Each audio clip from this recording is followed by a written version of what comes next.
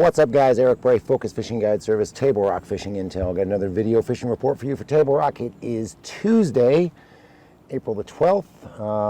I've pretty much been on the water every day except for yesterday since the last video. A little stormy yesterday. It's supposed to be stormy again tomorrow. Did get some water coming in the lake.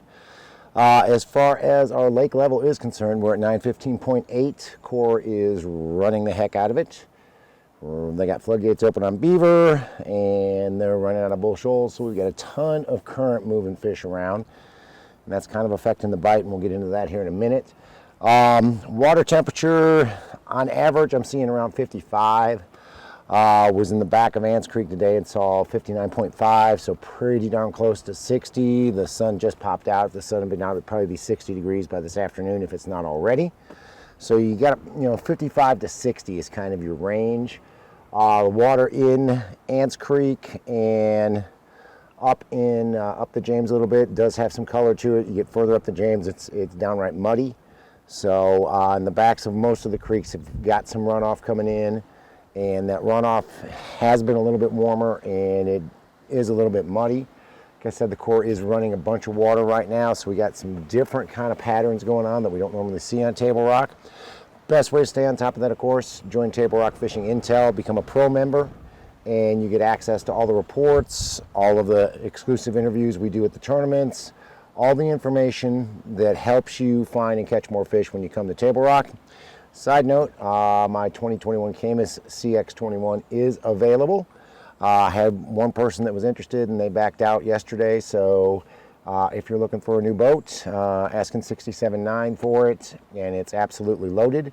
So let me know if you're looking for a new boat, and we can certainly do something there. But if you're coming down, say you're going to fish the lower end of the lake, really, guys, right now all over the lake, you're going to catch the most fish with a swim bait, a smaller swim bait, like a Kitech 2.8 or any of the 3-inch or under swim bait really is kind of the dominant bait right now.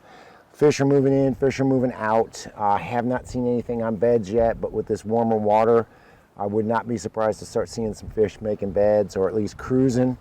But catching them on a swim bait, mostly on gravel secondaries. Seems like if you've got some standing timber, the secondary points are better. You can catch a few on a spider jig or a squirrel head or a Ned head on those same locations. Just kind of depends. If the fish are suspended, you want to throw a swim bait. If you're not seeing fish up in the trees or up off of the bottom, you're going to want to throw something that drags the bottom. But you can catch them with both of those methods right now. Jerkbait bite's kind of gone away. I know guys did catch them over the weekend up the river in the dirty water on a spinnerbait as well. We'll talk about that on the James. But really, if you're going to fish the lower end, you want to have a swim bait, you want to have a shaky head, you want to have a Ned rig or a finesse jig tied on. Those seem to be our best patterns right now for catching fish. There is no moss down by the dam right now, so you can drag on the bottom if you want to. Go in the Kimberling City area, and I got to be honest with you guys, the Kimberling City area got the snot beat out of it over the weekend with all the tournaments. It seemed like most of the people that were fishing the Big Bass Tour came down towards Kimberling. I can tell you Saturday and Sunday, it was like fishing in a beehive. The number of boats just zinging by you every which way. Went to the back of a couple of coves, looking for some, not really looking for bedding fish, but looking for cruising fish. And we went into one cove, Gore Hollow, and I think there were 12 or 14 boats in it, which that's not a very big cove. So the mid-lake did get beat up pretty well. You can catch them on a swim bait there, just like you can anywhere else on the lake, mostly on secondary points. And again, it seems like if you've got a little bit of standing timber, that's better. Fish are anywhere from about 8 to 15 foot deep, some of them a little bit shallower. You can catch them on a Ned head, you can catch them on a Jewel Pro spider jig, or you can catch them on a squirrel head there as well. Same sort of deal. Secondary points has been best around spawning areas. You're looking for points that have a mix of rock, more ledge rock, and gravel versus just straight gravel right now. They should get on that straight gravel as everything warms up though. But that's really been the best bite in Kimberling City. Go up in James where I am today. We struggled today. I got to be honest with you guys. It's been a weird spring for me. It seems like one day I'll catch them in an area, then I go back the next day, and the fish are still there, but the bait's moved or something's changed, and I can't catch them the next day. That's kind of what happened to us today. We started here in Ants Creek and fished around a little bit where I've been catching some fish on a swim bait and on a shaky head, and the bait was gone. The bait that was here over the weekend is gone. Ran up to the Baxter area where I've had a pretty big school of fish found, and they were there, but the bait wasn't there, so the fish just didn't bite. So kind of struggled up here, but again, swim bait's a good option up here. If you're so inclined to throw an A-rig, I know some guys threw an A-rig up here over the weekend and did pretty well with it as well. Further up where the water gets dirty, guys have been catching them on a spinnerbait. You're getting that 55 to 60 degree muddy water, and they have been eating the spinnerbait up there as well, so keep that in mind. And then of course you can catch them with a finesse jig, a shaky head, or a Ned head down around here on these gravel and rock mix points. Again, just like everywhere else, it seems like if you've got a little bit of cover, whether it be brush piles or standing timber, that makes those points a lot better, and you're looking for gravel mixed with ledge rock is best.